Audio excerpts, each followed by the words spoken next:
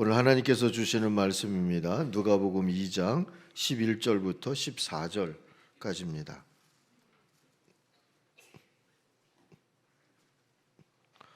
오늘 다윗의 동네에 너희를 위하여 구주가 나셨으니 곧 그리스도 주시니라.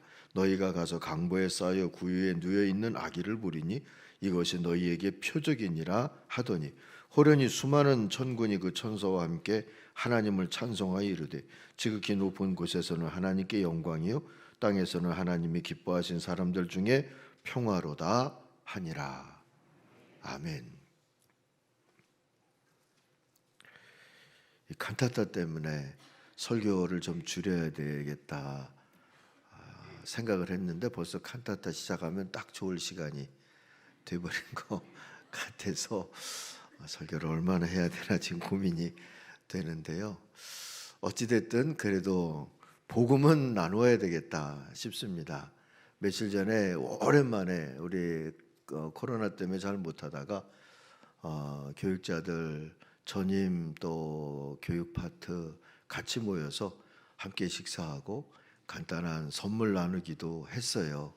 근데 목사님 한 분이 선물을 두고 왔다 그래가지고 한 분이 못 받는, 나중에 물론 받았지만 그런 일이 생겼어요.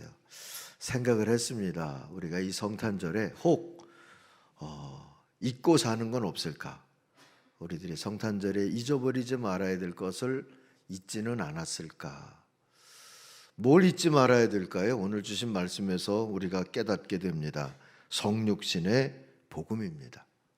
성육신은 거룩하신 하나님이 죄인들을 구원하시려고 죄인들 곁으로 오셨다 하는 얘기죠. 성육신을 통해서 하나님은 스스로 임마누엘 되심을 입증하셨어요.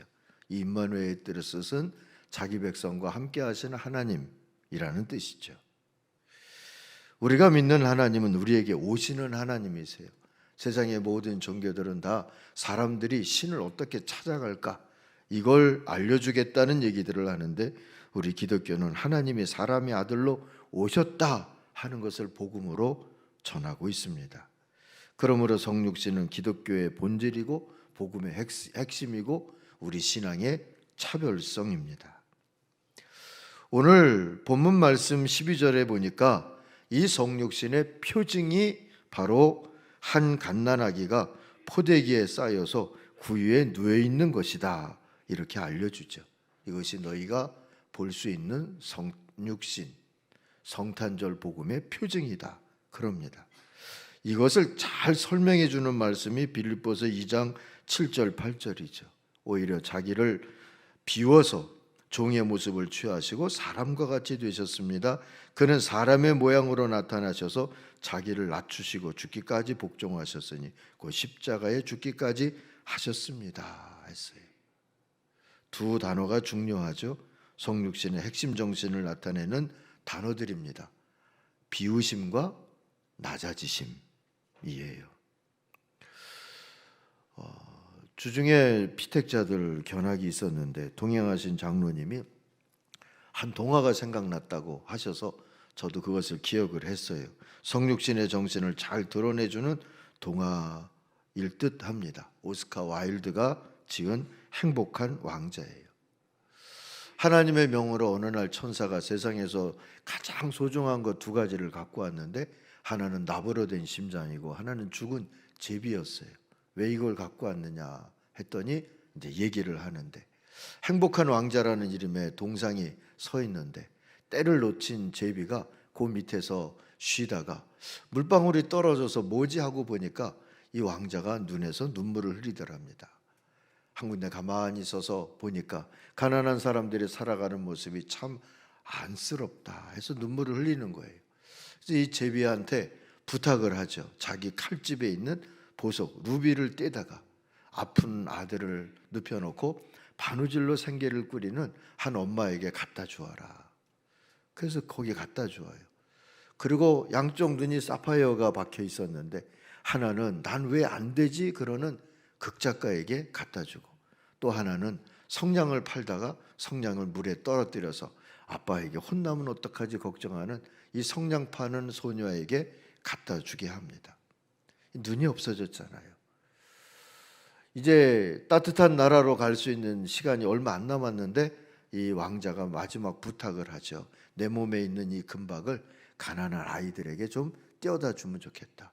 부지런히 그걸 떼어서 나르는 동안에 날은 추워지고, 그래서 제비는 애굽으로 못 가고 얼어 죽었다. 근데 초라해졌잖아요, 이 동상이. 사람들이 야, 이거 흉물스럽다 해서 용광로에다가 집어넣는데 이상하게 납덩이로 돼 있는 심장은 안 녹는 거예요. 그래서 그것을 쓰레기장에 버렸는데 죽은 제비를 버렸던 곳이죠. 천사가 그걸 보고 그 납덩이 심장하고 죽은 제비하고 세상에서 가장 소중한 거다 해서 가져왔다 하는 이야기입니다. 저는 이 이야기 속에 이 동상으로 서 있던 왕자의 이름을 주목했어요. 행복한 왕자. 아들을 내어주신 우리 하나님도, 이 성탄절에 만나는 우리 하나님도 행복하신 하나님이겠다 싶어요. 오늘 교회가 행복하신 하나님의 백성인 것을 기뻐하면서 그 성육신의 정신, 성탄절의 복음을 따르고자 한다면, 뭐 우리가 불신받는 거, 시샘받는 거, 또는 조롱받는 거, 그거 걱정하지 않아도 되지 않을까. 오히려 세상은 교회를 보면서 행복하겠다 하고 봐주지 않을까 싶어요. 오늘 교회가 그렇게 살아갈 때 교회는 효염이 다한 성장제일주의 그늘에서 벗어날 수 있게 될 것이고요. 다시 한번 시대 정신이 될 수 있으리라 기대합니다. 이걸 우리가 연습했으면 좋겠어요. 특별히 오늘 부서 기관을 섬기게 된 분들도 연습을 하십시오. 장으로 또 이 작고 큰 공동체에 간다 여기지 마시고 섬기는 사람으로 간다 하십시오. 아무것도 고치려고 애쓰지 말고 더 잘하려고도 애쓰지 말고 그저 자신을 비우고 자신을 낮추시면 됩니다. 그렇게 행복한 섬기며가 되면 자연히 고칠 것은 고쳐지고 바로잡을 것은 바로잡아지고 채워질 것은 채워지면서 본인도 행복하고 공동체 모두도 행복하게 될 줄로 믿습니다. 그때 천사가 나타나서 찬송하는 거죠.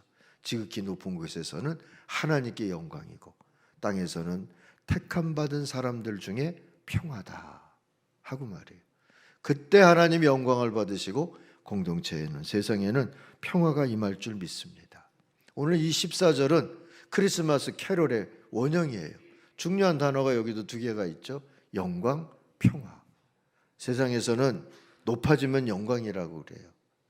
그래서 신 비슷하게 된 사람들을 스타라고 하고 영광을 돌리고 그러죠. 예수님 당시에도 가장 영광을 받은 사람은 누가복음 2장 1절에 나오는 아구스도라고 하는 황제예요. 제일 높아졌거든요. 원래는 옥타비아누스라고 하는 이름의 사람인데 승승장구해서 왕이 되고 황제가 되고 나서는 이 달력이 12달이 신들의 이름으로 되어 있는데 그 중에 8월을 자기 이름으로 가져왔어요. 그래서 아우구스투스라고 이름을 하게 된 거죠. 그런데요, 그런 이 사람들의 이 세상의 관점으로 보면 말 구유가 뭡니까? 밥통이잖아요. 말 먹이통에 눕혀진 아기 예수는 초라하죠. 초라하다 못해 불쌍하다 여길 수밖에 없습니다. 그래서 동네 유지들도 찾아오지 않고요, 하다못해 애들 하나 구경 오지 않았어요.